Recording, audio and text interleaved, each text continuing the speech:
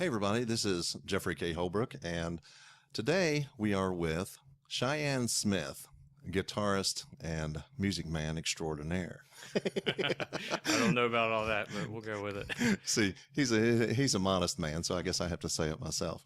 But anyway, really appreciate having the opportunity to talk to him today, and just wanted to ask him some real quick questions and basically have a conversation. It's not going to be a strict interview. One of the things that I have noticed, I have watched you over the last few years. I've noticed that you've been, studying actually music theory, looking at the actual things. But then whenever it comes to your guitar playing and things like that, it's almost like you have this almost Zen-like ability to absorb these classic guitar fathers or whatever you would like to call them. What is your actual philosophy of music and making music? Oh, I appreciate that.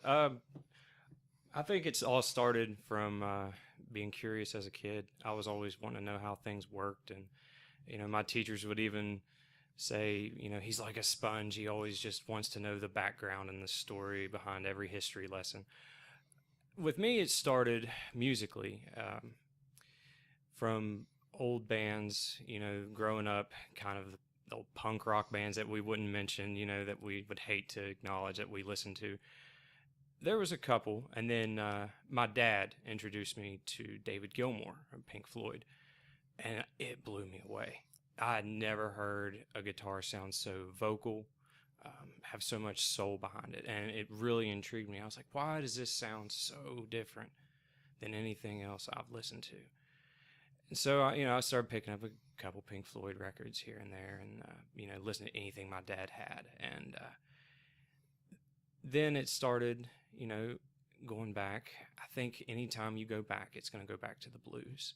As soon as you start diving into, well, what influenced this artist compared to that one, you're on a highway to the blues at that point. So, David Gilmour, Stevie Ray Vaughan, Clapton, name all those guys that just really laid the foundation for modern music from that vocal standpoint and that soul-driven music that, influenced so many today. Wow. Can you give me some specific names other than Pink Floyd? Did you have some other, maybe some of the earliest blues people? Because I know they influenced the people that influenced you. Absolutely. I mean, you had David Gilmour, who you could tell like his runs and the soul behind, the guitar. But before that, you had B.B. King, and he could play one note, and you automatically knew that was Riley B. King playing that note, which was amazing. So that drew me to B.B. King, and that led to the Three Kings. So you had Albert and Freddie, and I never knew who they were. And honestly, Albert King just blew me away. And Freddie with his own right. They all had their own special mojo going on for that time. That's why they were the Three Kings. I had never heard the term Three Kings because I hadn't been so much into the blues myself, although I do have on MP3, I know I have Albert King, and I'm definitely going to have to delve into that. Yeah, definitely look at Freddie King. You can't. Freddie King. Well, I think I have Freddie King too. He absolutely held his own right with those guys. All right. See, I had never heard the term Three Kings. So how do you get all this welded in around with your family life? Because I know you are, I have always respected you as being a family man. My wife's never met you in person, but she talks about how it's very clear how much you love your family, you love your babies, you love your wife, and just a family man. And yet at the same time, you can be a cool, really right. active I don't guitarist. Know about cool. We may go to geeking a little bit, but family comes first. That's first and foremost. Family, and first of all, I'm a father, which is the best gift I could ever have. I've got two beautiful children and an amazing wife. And I honestly think that if it wasn't for my wife supporting me and just, I could tell her I need a half hour, give me a half hour before I go to work. And she has no problem with it. I could tell her I need a half hour to go skydiving and she would book my flight.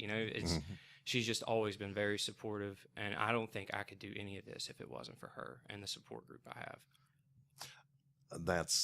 I love that because I have a similar relationship with my wife, and some people don't understand that, especially like when you go to work and the first thing to do is you're supposed to be trashing your wife in front of your buddies. Right. The No. locker room stigma. Oh, exactly. It's like, you're afraid to, or people are afraid to let other people know that they actually love their wives and really appreciate them, that they're a partner, not a slave to them or something like that. That it's a, I don't know, there's two people pulling the same cart, I guess it would be, instead of one person riding, the other person pulling them. It's a, Right. no, it's wonderful whenever you can allow yourself to have that type of relationship. And then the babies, there's nothing like them. They are just the best ever. Absolutely. The best, one of the biggest rewards in life. Now, do you think that I know your babies are very, very young. Are either of them showing any interest in trying to do the strings on your guitar or anything like that? No, I think my daughter, she's 1 and she's walking, and if I'm in here playing, she'll come and mess with the lights on my board or come up and hold the strings or something. But I think it's more of the flashing lights or, wanting to know what dad has. So, I hope that they take an interest in music, as far as this next generation coming up. I really hope that there's more emphasis on music than just something that plays in the background. Mm-hmm. Yeah, whenever you're doing it yourself, sometimes the entry into it is the fact that is a daddy thing, and I want to do the daddy thing. Yeah, well, maybe not this much, but if whatever they decide will be fine. Well, now with your compositions and things that you're doing, how do you start? How do you do that process? Do you just sit there and just do what you feel, or are you following a formula or something that you've noticed?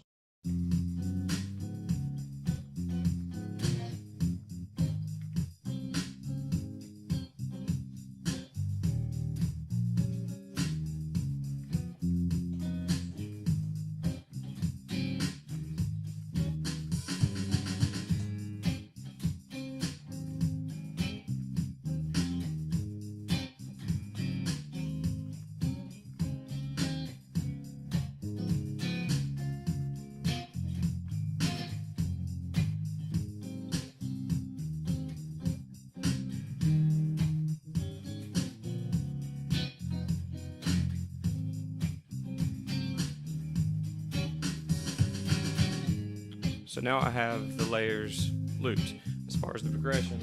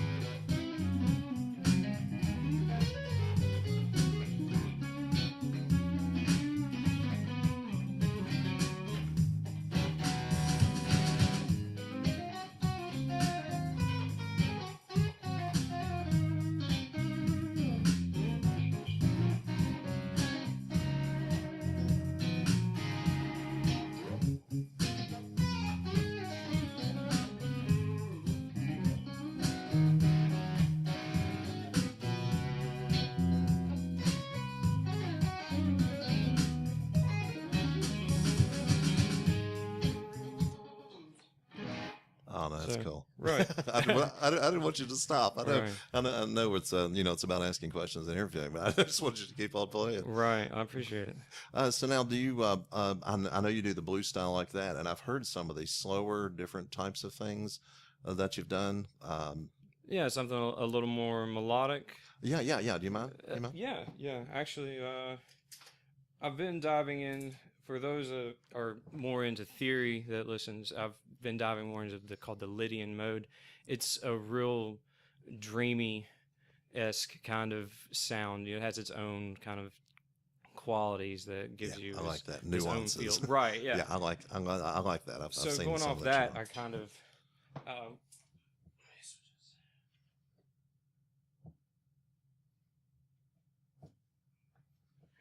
All right, so we'll give this a shot.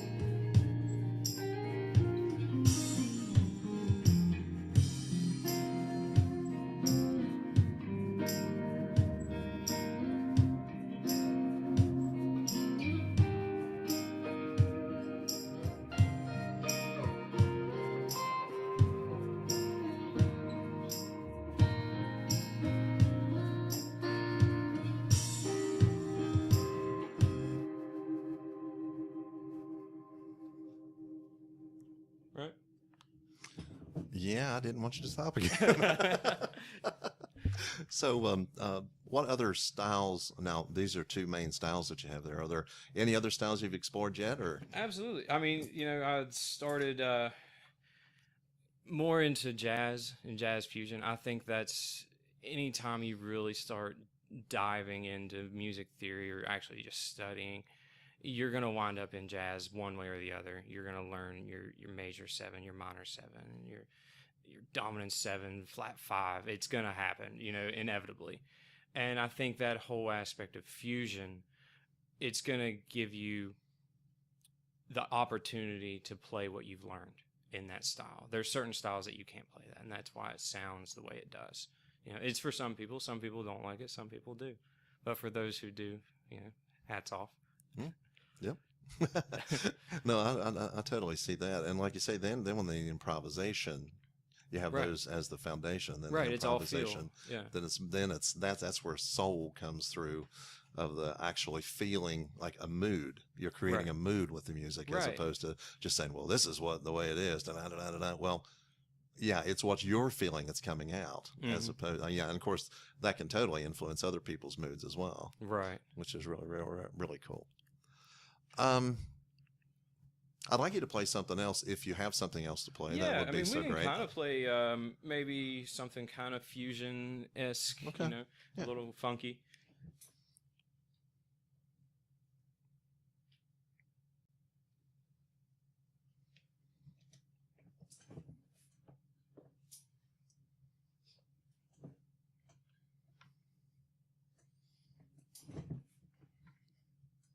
Let's see.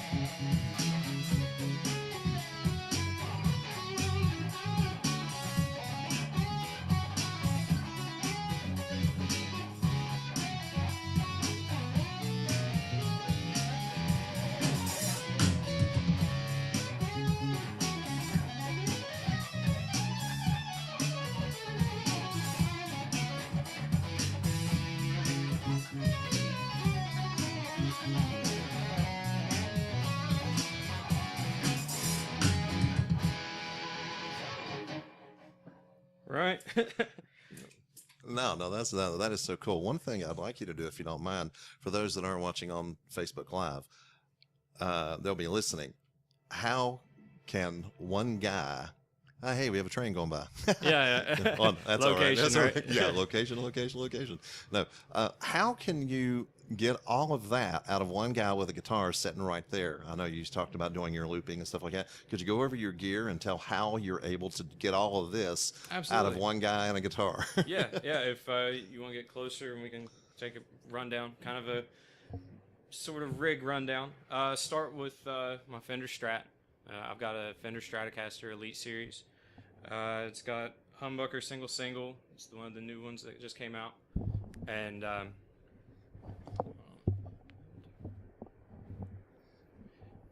so after my Strat, my signal goes into the Line 6 Helix, which is actually a beast among itself. I could spend all day, talking about it and,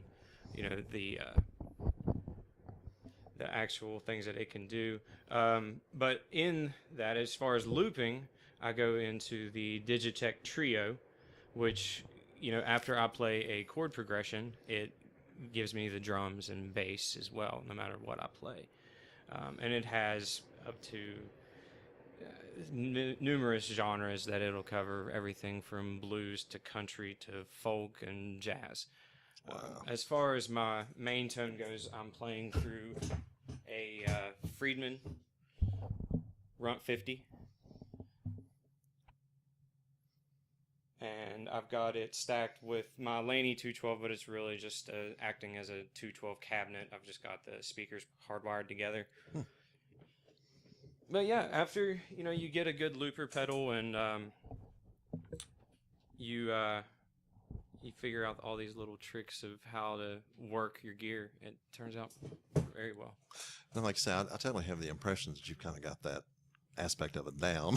Well, because it's more of convenience. I never was a tech guy. I know this looks like a lot to a bunch of people, but I had this huge elaborate pedal board, just a couple years ago. And I found myself spending more time tweaking pedals and trying to figure out what tone I liked every day than actually playing and studying. So, I was introduced to this by another podcast, and they were talking about how simple it was and how ergonomical. Which podcast was it was No Guitar Is Safe, and it was actually good. the Pete Thorne episode of the No Guitar Is Safe podcast, and he was talking about how he used the Helix, and it can do all the amp modeling. It can model numerous amps. They're upgrading it every day. It's something new that they can do with it. So electronically, you can go back and get the big stacks you saw in the 60s and Correct. 70s on the stage. You can just make it sound that way. I can take this one little board and put it in my backpack that I have, and I can take it to a small venue. I could take it to a church, and I don't need a speaker. I don't need anything. I just need a guitar, and I can do everything I have here just from this one unit, and I can mimic every other amp that's been made for a long time. Yeah. Wow, that's amazing. Yeah, it goes really deep into technology. But what it also does, because I am still very tone oriented, I like my ears to be pleased with what I'm hearing. It can use a regular guitar cab, a regular guitar amp.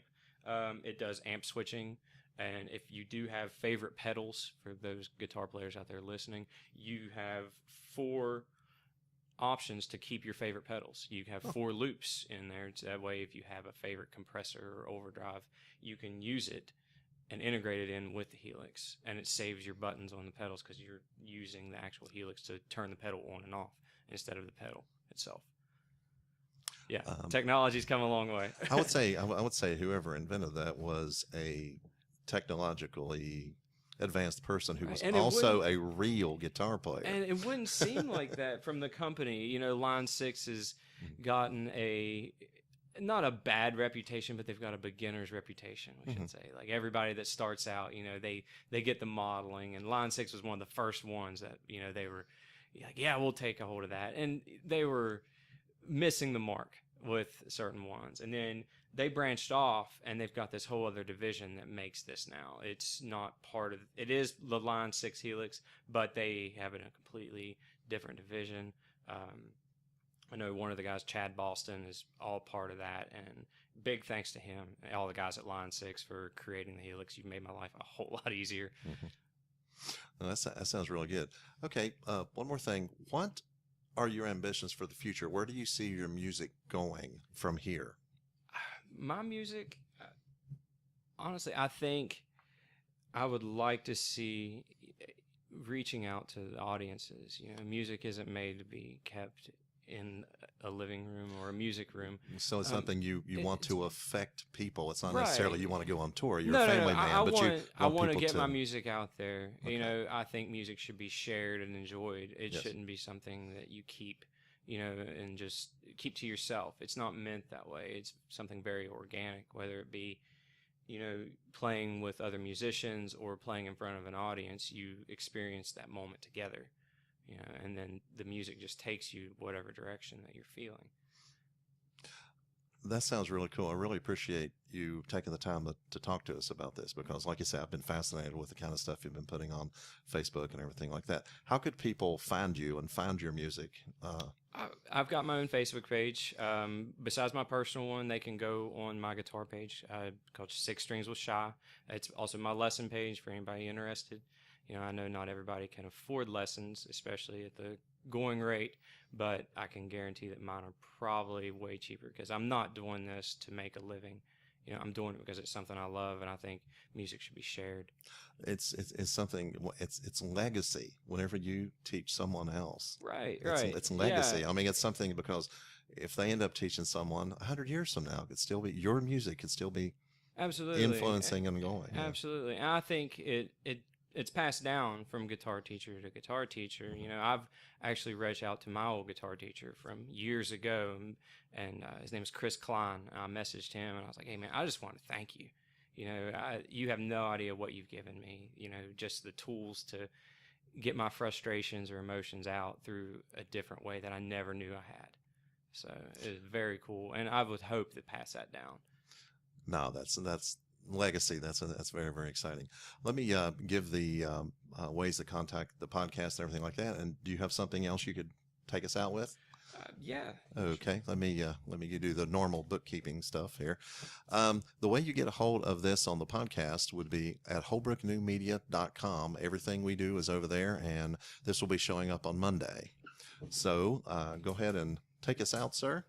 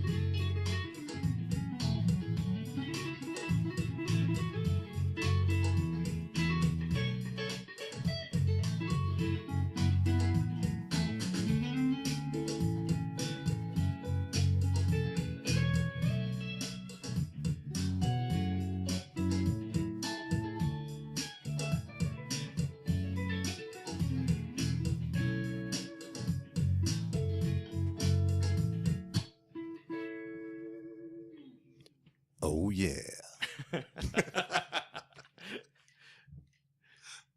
Awesome. Thank you.